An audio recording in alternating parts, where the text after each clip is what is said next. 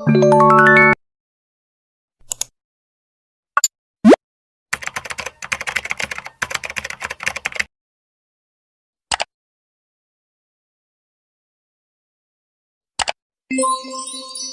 day, everyone. My name is Daryl J. Aragpalsa. This is my report about writing the literary analysis. An analysis explains what a work of literature means and how it means it.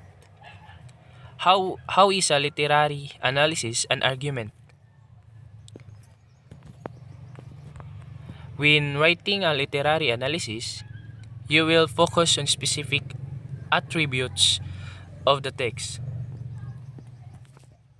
When discussing these attributes, you will want to make sure that you are making a specific arguable point or thesis about these attributes.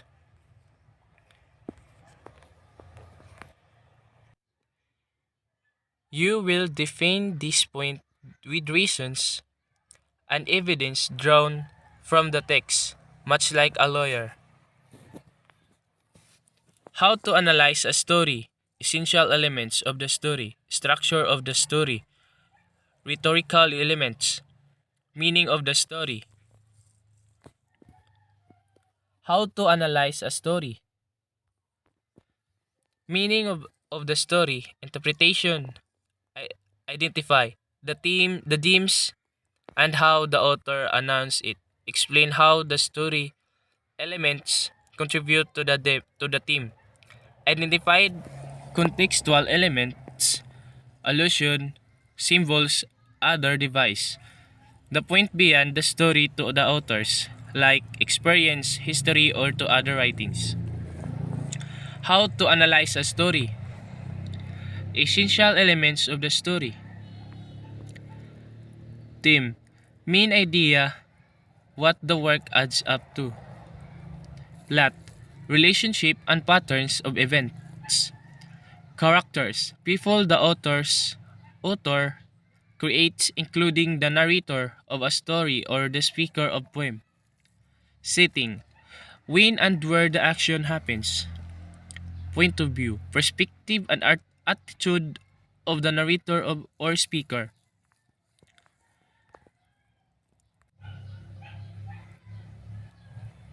Theme. Main idea or underlying meaning of the literary work. What the author wants the reader to understand about the subject. In Fables, this may also be the moral of the story. Sequence of conflict crisis resolution.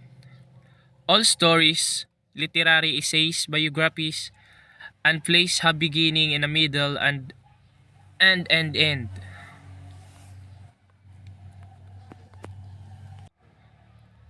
Typically, the beginning is used to describe the conflict, problem, faced by the character subject.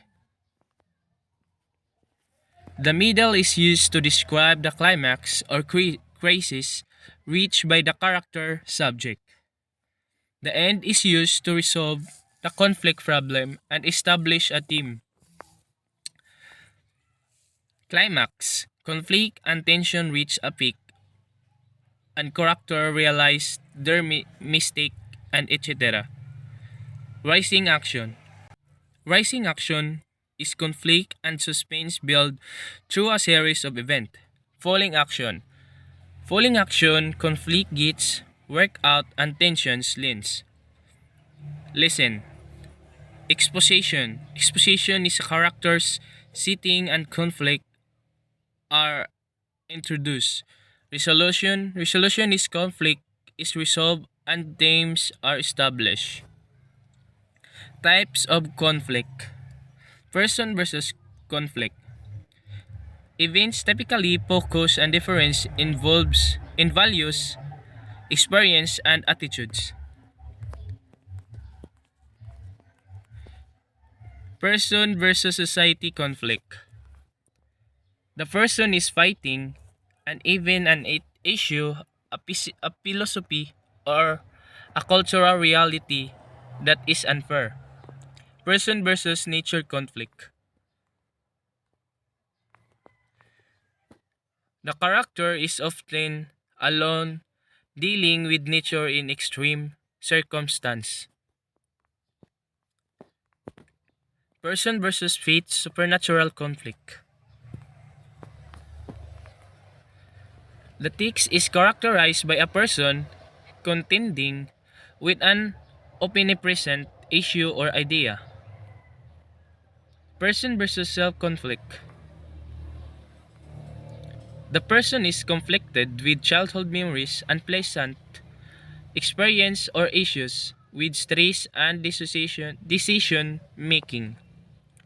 Characterization. Protagonist main character, antagonist character or force that opposes the main character. Foil character that provides a contrast to the protagonist. Round, three-dimensional personality, flat, only one or two striking qualities, all bad or all good. Dynamic, grows and progress to a higher level of understanding. Static, remains unchanged throughout the story.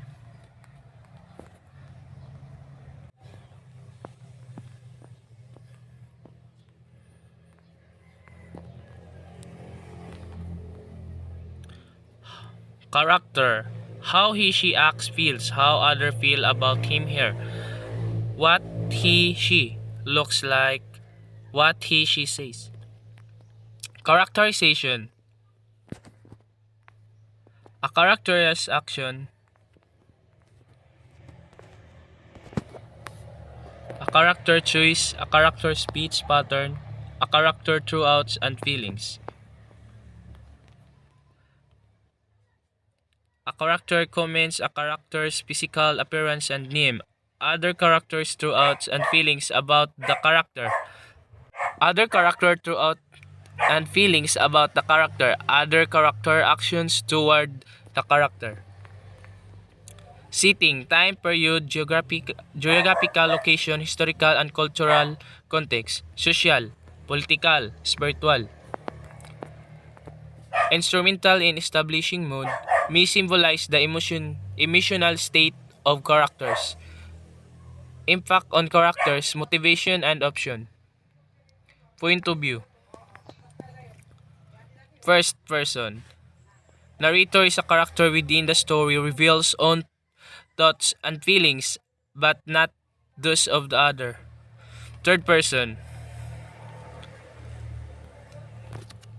Objective narrator outside the story acts as a reporter, can tell what character are thinking.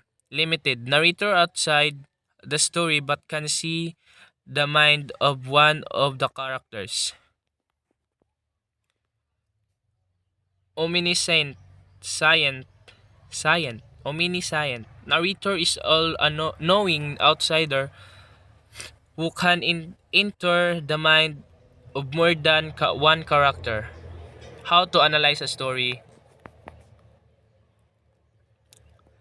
Rhetorical elements identify the author's use and explain their importance.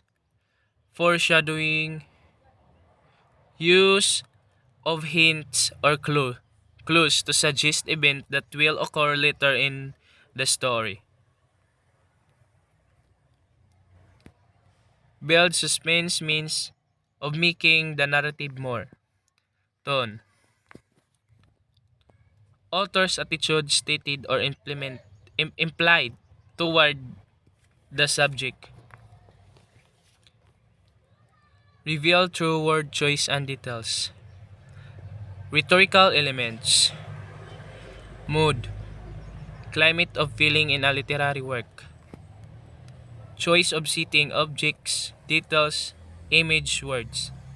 Symbolism.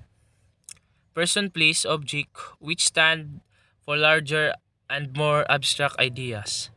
American flag of freedom. Deep, dove, dove peace.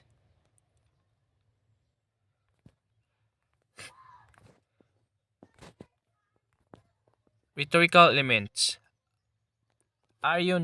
Irony, Contrast between what is expected or what appears to be and what actually is. Verbal irony.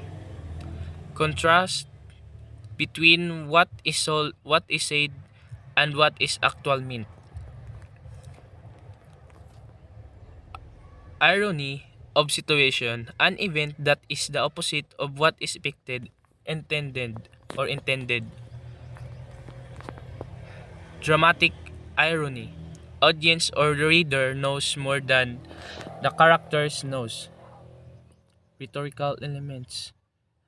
Figurative language, language that goes beyond the literal meaning of words. Simile, metaphor, alliteration, personification, onomatopoeia, hyperbole.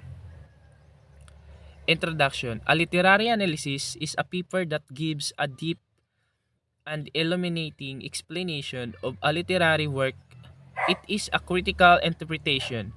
Will we will learn how to formulate a deep thesis, organize a paper coherently, and use a number of different critical methods. Creating a thesis. The thesis should state the basic point you want to communicate, oftentimes including your main elements of support. It should be clear and understandable. It should be deep, something that not everyone would think of. It should be significant, something that the majority of people interested in your text would find helpful. It should be new and original. Start by reading the text closely, craft a statement, the summarize your thoughts about the text and respondents to the ideas of other critics. A working thesis. Modify your working thesis as you continue and interact with your research and the text. Don't be afraid to modify your thesis. Even after you began writing the body of your paper, it is better to change it than to have a bad one. Spin the body of your paper arguing that your thesis provides an interpretation which is clearly supported by the text. Do not deviate from discussion related to your thesis. How do I support thesis statement? Example from the text. Direct quotations. Summarize of scenes or actions. Paraphrase. Other critics' opinions. Historical and social context. Tips of writing the body. Begin the finding common threads among the items supporting your thesis. Oftentimes, writing an outline helps this process along. Begin writing with the body, making sure that each paragraph centers on the specific idea. Make sure that the topic sentence of each paragraph demonstrates a link between the content of the paragraph on your thesis statement. Conclusion. Remember to strive for depth and significance. Remember to the center your paper on your thesis. Remember to organize your paragraphs around the central theme, your thesis. Go hit a home run.